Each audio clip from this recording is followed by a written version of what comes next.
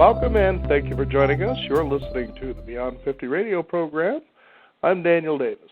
Today we're going to be talking about an ancient way that people have been able to heal themselves. It's centuries old, simply known as Ayurveda. Joining us here on the Beyond 50 radio program today is its practitioner, Mr. Richard Haynes. And also understand that I'm also going to be talking with Mr. Frankie Evans. We're going to be talking about Ayurvedic medicine, the 3 secrets to living healthy to 100 and beyond. I'd like to welcome both of our guests to the program today, Richard Haynes and Frankie Evans. Thank you for joining us here on the program today, folks. Thank you. Yeah, thank you. Now, first of all, describe what Ayurveda is. Well, it's a little bit difficult to put it into English terms, but roughly translated, Ayurveda means the science or the knowledge of life. But the word Veda actually refers to not objective, intellectual, conceptual knowledge, but subjective, internal, experiential knowing. So we could translate it as common sense, taken to all aspects, all areas of life. Another translation that aims at expressing the word Ayurveda is translated as the science of love or the science of self-healing. Those are words that describe Ayurveda. Any thoughts on that as well, Frankie? I would agree completely. It really is the idea that we are all given exactly what we need to be extremely efficient in living in all ways, not only physically and mentally, but emotionally and with each other. And there are so many things in society thus far that really, I think, sort of reteach us in our mind that we lose touch with those very core elements that we have. And so Ayurveda really is the idea that we can heal ourselves, and the knowledge is already there. We just need to connect back with it. Ah, very good. Now, let's talk about, for instance, how all of this started and how the approach that you folks use is different. So, you mean how I got into it? Or? Right, how you do what you do and how it's different than, I guess, than it's typically practiced. Okay. Well, my journey into Ayurveda began because I was very sick and was treated for years with Western medicine and then all different forms of alternative medicine, acupuncture, naturopathy, and all of those, diet. And while Ayurveda does refer to all of those things, what's unique about Ayurveda is that it doesn't separate our mind from the body and from our senses. It's treated as all one. So, whereas you might go to a psychologist if you have some mental problems, or you might go to a urologist if you have some problems in your urinary tract, or you might go to a internal medicine specialist, or you might go to an acupuncturist. But each of them look at just the part, not the whole. So Ayurveda looks at the whole person. So an Ayurvedic practitioner would not limit himself to talking about the physical body, but also would talk about relationships, because they also affect our health and the stress in our lives. And how specifically my approach is different is what I learned in my years of trying to find some balance and a return to health in my life was that we are missing really in our culture the very basics. We don't know how to have a proper diet for the individual. We don't know what a proper routine is. And we don't know what proper exercise is. And so my approach, what I found the most effective is when I help people reintegrate those very basics into their life, that literally 50 to 90% of their symptoms just go away. But it's very hard for us to understand what proper diet is, what proper routine is, and what proper exercise is, because we've been programmed in just the opposite direction. If I can actually chime in here, I'm talking today, although what I do has Ayurvedic principle, I am still what would be considered an intern or a learner as far as practicing it. My work is different, but appeals to the same concepts at this point in time. However, my connection with Richard is that he is my practitioner. I came to him with the issues that I have going on with me, which is really profound in itself, being that I haven't been a part of Western medicine for more than 9 years, and I am what is diagnosed as a stage 2 lupus patient. So I don't take any medication. I don't take anything over the counter, nothing at all. And I am have been successfully maintaining my disease with the concepts that Ayurveda teaches. However, lupus is a stress-induced disease, and I recently lost my mother, and in the process of that, it was sudden. She was ill, and I was her caregiver. All of the things that I was maintaining via meditation and lifestyle really got pulled out from underneath me, and I was not able to keep not only that disease, but other areas of my health under control, and I literally just became incredibly ill.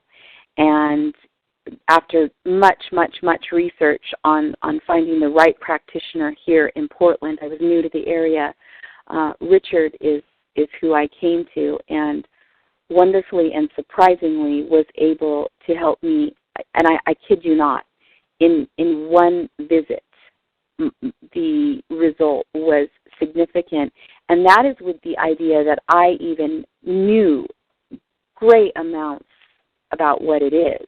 Mm-hmm. But the idea that myself, who's very educated in the concepts, still had been not programmed properly for what was right for me, the proper exercise for me, the proper food for me.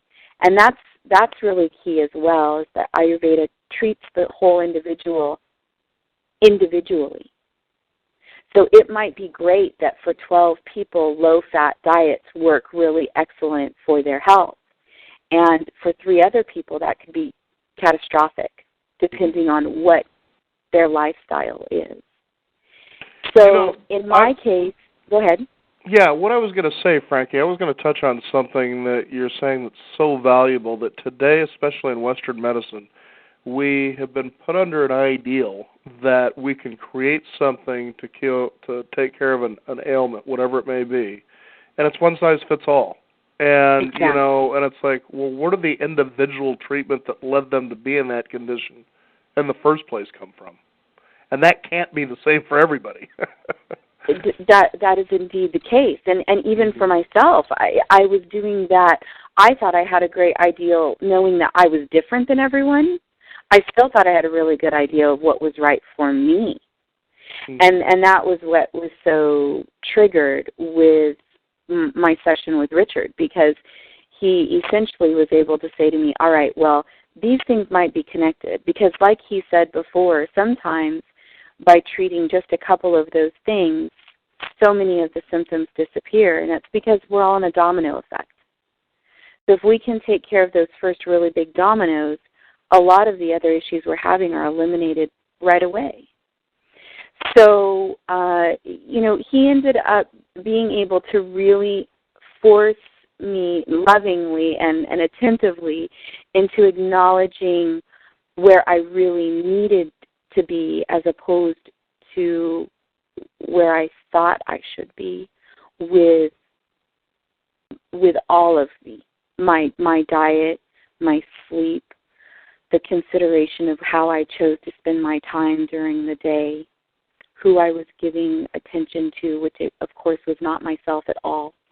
And it's a strange thing, someone can come in with a stomach issue to a doctor and they're like, well, here's this pill, it's perfect, it's going to take all that acid away, or this or that or the other thing. Whereas Ayurvedic is more like they're going to come in and say, well, what are these things that might be triggering your stomach to do this to begin with? And let's see if we can, treat the source as the solution, as opposed to just bringing something else into the mix. Now, besides a person coming in and telling you, Richard, this is what I feel, whatever the case is, how do you go about, I guess, a prognosis, and then what are the steps that you generally take after that? Not that we're trying to put it into a general box where, this is what I do with everybody, but, how is it a lot different than, would you say, than from how, I guess, Western medicine approaches an ailment, if you will? Well, the first thing is that I would do with somebody is take a complete physical inventory of all of their symptoms, their subjective experience in life, related to all the systems in their body and also their emotions and their mind. And then we look at that, and I kind of get to know who this person is. So that's the first step. And then the second step is that I take their pulse using the knowledge of Ayurveda and how I've been trained to be able to take someone's pulse.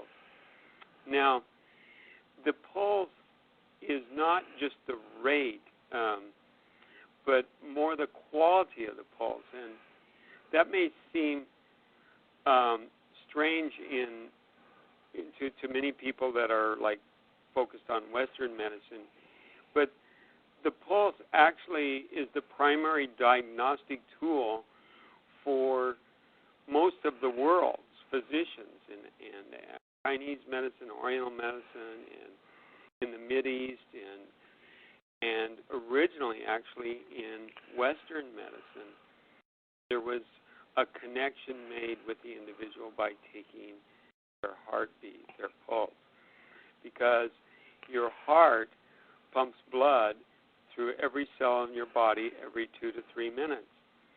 So when the heart beats, it has information about where things are going on, what blockages are, and those can be felt in the pulse. And so then this gives a real kind of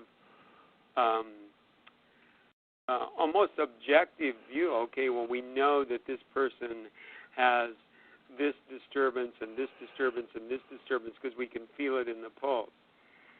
And then, so we get like a picture, kind of a storyboard of what's going on in the individual.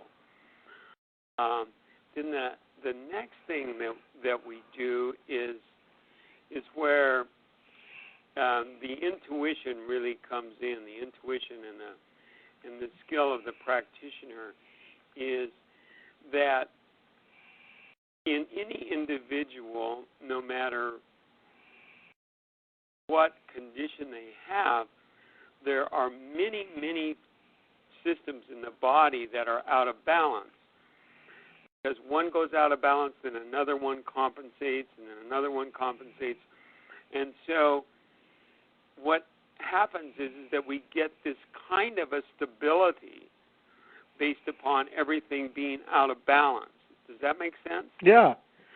Okay, so now to unwind that, we have to be very careful because we need to choose the right first thing to change.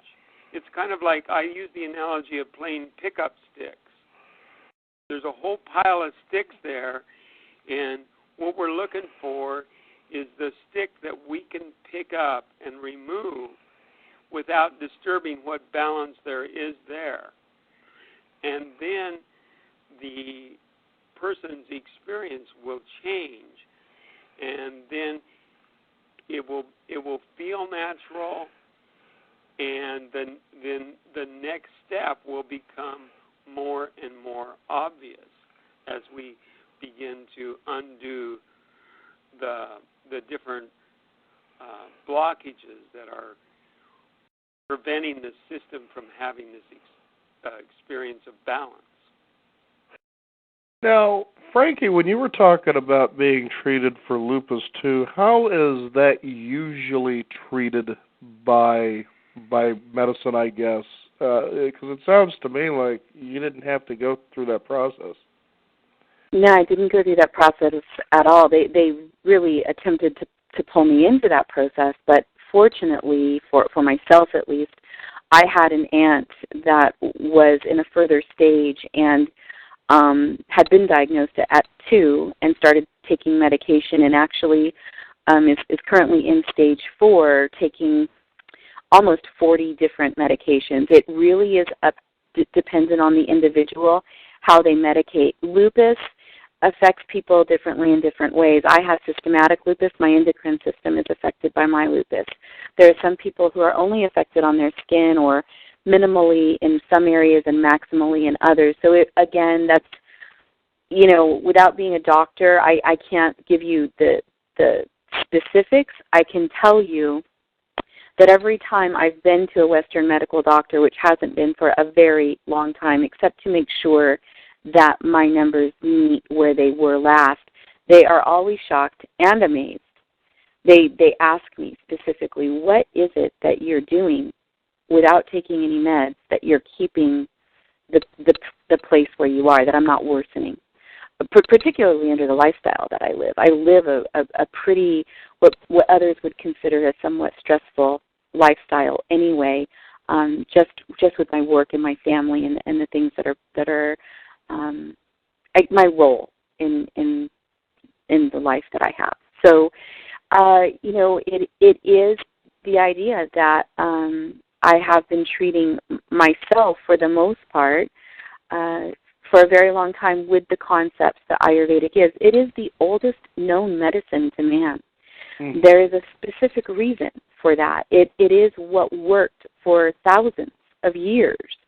And I believe that you could probably pull any type of medicine now and find that it's got some basis in it. So sometimes, that whole concept of less is more type thing, it really, I think, applies in this aspect. So where others would have been given medication to treat the various symptoms that their lupus was causing in their body, I chose to change overall in my diet and my sleep and my lifestyle, essentially, if I'm honest, to be sure that the lupus was the imbalance and is the imbalance in my body. So what's very important for me is that the areas that I can keep balanced, I do keep balanced, so that the only real stressors do come in my illness and I can tackle that at a tackleable level. And I'm not trying to deal with, on top of it, 7 other issues that I've got going on because I've chosen not to sleep properly, not to eat properly, not to love myself properly. I'm curious, has your mother decided to go a different direction? I mean, you go from 1 or 2 medications to 14, and that's called progress? It was my aunt, not my mother. I'm sorry. No, that's okay. The problem is that once you begin the medication, it's nearly impossible to get off, because what happens is now the medication is solely taking care of this section of your body that your body now doesn't think it needs to take care of at all. So to go off the medication, you're talking about even more shock. And it would take a tremendous support system and individual altogether, and a belief in what you're doing. And I don't mean that in faith-based. I mean that in the idea that you understand that there's a conviction to what you're doing and the result will be beneficial. And my aunt is comfortable with where she's at. She's very comfortable in the realm of Western medicine, and that does work for some people. Mm-hmm. It's just that she lives her life taking these medications, and she has a lot of fear. And this is the path that she's chosen. She is in her mid-50s, and I'm sure not content with having lupus, but thus far she's been okay with the care that she's gotten. For me, that's not an option. That many medications is flabbergasting to me, and not something I want to do. And in the work that I do as well, many people that come to me for the balance that I provide them with are the same way. They say, I've just come from Western medicine. I have the opportunity to take this pill for this solution, for this problem. Do you have an alternate solution? Well, certainly, let's try first. Before you start that medication, before you put that into your system, let's see if we can balance your system and work your system in a way that is going to give you the same benefit without, adding something else in. Now, what has been some extreme outcomes, if you will, of people that, Richard, you've worked with, or perhaps Ricky, that you've been involved with working with? You mean some, like, dramatic? Sure. Well, the changes actually occur very slowly over time. So, but I've had clients that have thyroid issues and been on thyroid medication for years, and then slowly get them off of that and restore what was stressing out their thyroid and adrenals in the first place.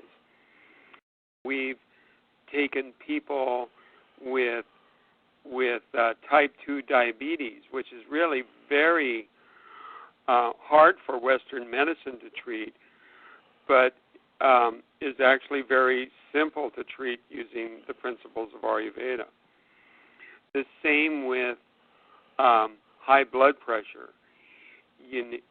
That's something that, I've actually had a client where he came in with high blood pressure, and we took his blood pressure. Sure enough, it was high, and just working with him for one time, I showed him how to not have high blood pressure, and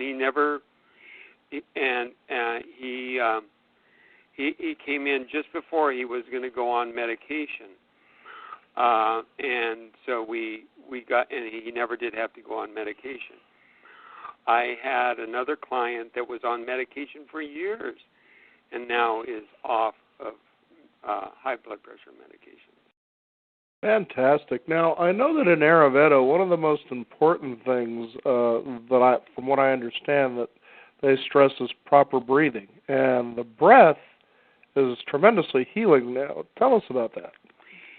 Yeah, it's like, we're so worried about, we take proper vitamins and we worry about our diet, But the body's number one nutritive requirement is oxygen. You can live without water for maybe 3 or 4 days. You can live without food for maybe 30 days.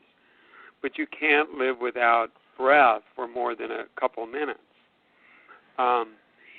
So the breath is very important to our metabolism. And the breath regulates our autonomic nervous system, which is the link between what's called the sympathetic or adrenaline-driven nervous system with a fight or flight freeze mechanism that fills the body with adrenaline, cortisol, and all these neural modulators that disconnect the mind from the body so that we can get away from the tiger. Mm-hmm. And it also regulates the parasympathetic nervous system, which is the calm, restorative, rejuvenative nervous system. So those two aspects are connected with the breath, that sympathetic and parasympathetic. And in our culture, there seems to be this predominance of struggle, of meeting deadlines, of being under pressure, and we get addicted to this adrenaline endorphin cocktail that our body makes when we're under stress. And at the same time, the breath gets shallow and constricted, or we start breathing through our mouth, and this just further pushes us into that catabolic metabolism. So Ayurveda looks for how can we use the awareness and the breath to turn off that destructive catabolic metabolism and reactivate the rejuvenation benefits of the parasympathetic nerve balance. Fascinating stuff. Now, this is generally a non-invasive treatment, isn't it? No. Oh, it isn't? Okay. Yeah, it's all of the treatments are actually very pleasurable. Yeah. One thing we didn't talk about is that there are other avenues of treating somebody with a very severe imbalance, and those rejuvenation therapies are actually very enjoyable because it's the relaxation, the enjoyment, the bliss actually that connects us to our healing. So when you come in here, no matter whether it's for a consultation or for a Ayurvedic detoxification program, you're going to leave feeling much better than when you came in, and that's the paradox. Actually, the sicker you are when you come in, or the more out of balance you are when you come in, the more dramatic is the possibility of when you go out, because it's yes. And I mean, back when you had asked before about a dramatic story, mine in itself is because when I went in to see Richard, my body was fully running on adrenaline. I wasn't even digesting food properly because my body didn't know how to keep going unless it was on adrenaline. To roll over in bed, I needed adrenaline. So I was in a catabolic state, and that's why that one session was significant. Had I gone to Western medicine, there would have been any number of things that they would have, pills that they would have given me to treat the singular symptoms without helping me understand that I was indeed creating this for myself. And the rejuvenation that he's talking about, non-invasive in the sense, you're right, we don't like stick our hands down anyone's throat or anything like that. It doesn't work that way, but a significant story and something that people really should hear and think about is that I had a chiropractor as a client that came in with some severe hip pain that she was convinced was from an accident that she had had, a fall, and she had been cleared medically for five solid years. They couldn't find anything else wrong, there was no reason that her hip would be hurting. And in the very first session, we were able to find out that indeed, at the time of her fall, she had been very deep in emotional thought about someone that she was very close to that she had lost. It was the anniversary of their death. Oh. And she was in pain when she took the fall, heart pain. She was in emotional pain. So when she took that fall and her body went through that shock and her hip broke and she had some other issues going on, it was as though her body, the coping skill that the body has is that, oh, this is where all of the pain suddenly went to because she had this broken hip.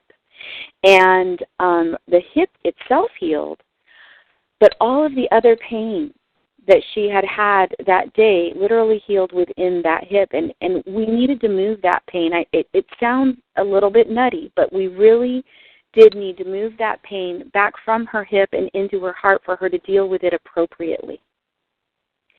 And she came in with a cane and left without a limp. Wow. And it seems pretty phenomenal when, from what both of you are saying, is that here you've got the body that has the wisdom to know how to heal itself. It just needs a little guidance. Exactly. And every time she was feeling any sort of pain, of course her hip would flare up. And when I'm talking any kind of stress, and that's because her body had literally learned that this is where, when she was uncomfortable, the pain was going to go. It's going to be to her hip, because that makes sense to the brain, right? That makes sense. I broke my hip once. It's always going to hurt.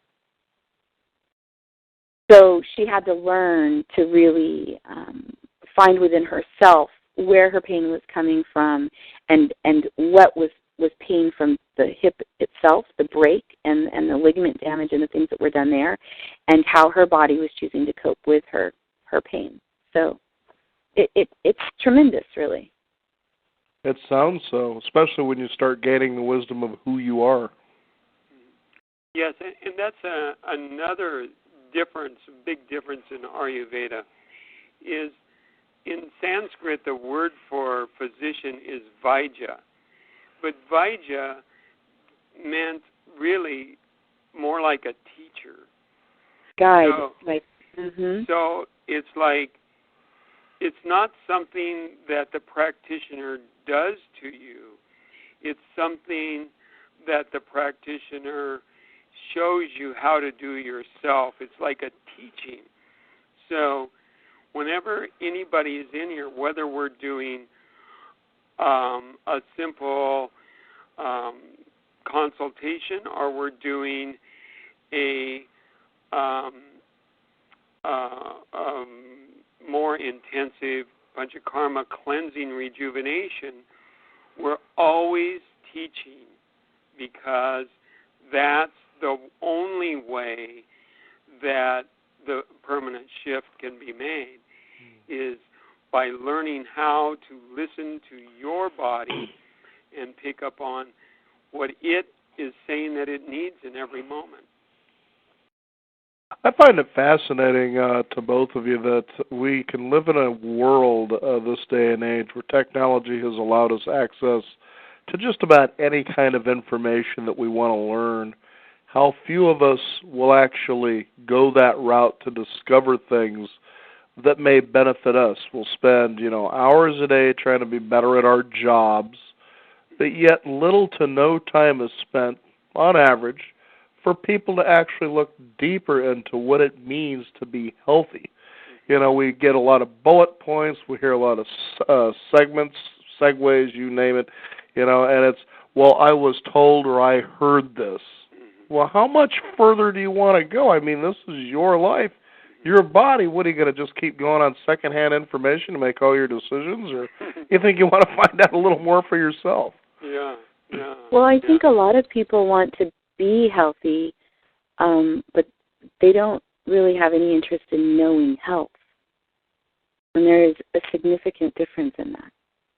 If you're going to be something, you need to have self-knowledge of it first, even if that knowledge doesn't match someone else's. So to strive to want to know something is really going to help you be something, and you're not going to get to be something without knowing how you got there.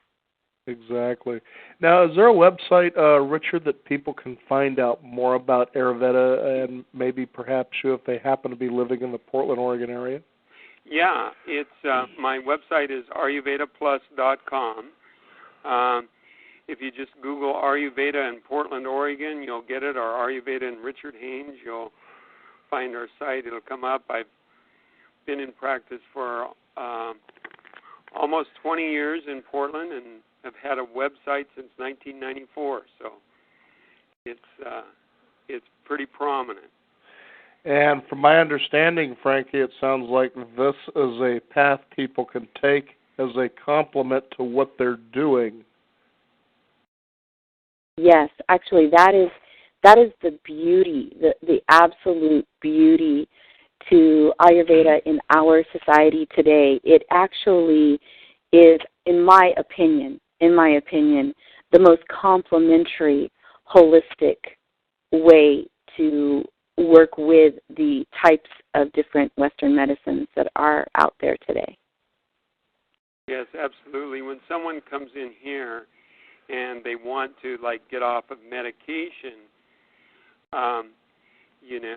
we can help them do that, but in conjunction with them conferring with their physician and make sure of how quickly they go off, making sure that the balance is maintained so that it's not destroyed. Or maybe someone will just be able to lower their dose and increase their quality of life. It's all very individualistic.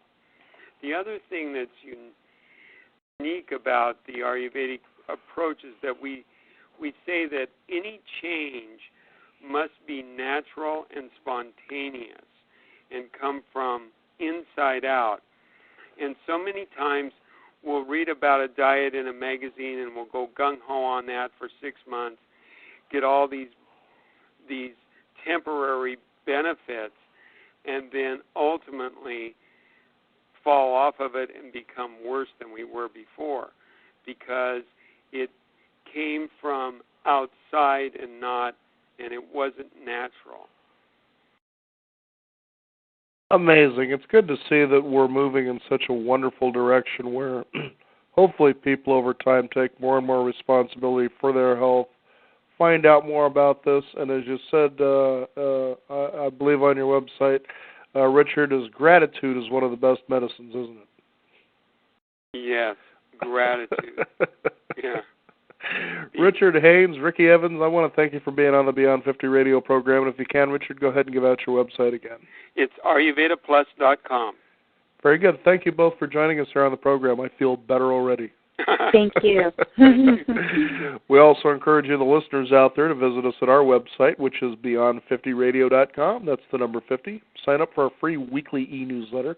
We'll also be posting this particular segment here on our blog, so it's going to be archived, and they're available for you to listen to and perhaps take action as well. We thank you for tuning in. I'm Daniel Davis. This is the Beyond 50 radio program, and remember, live your day past halfway.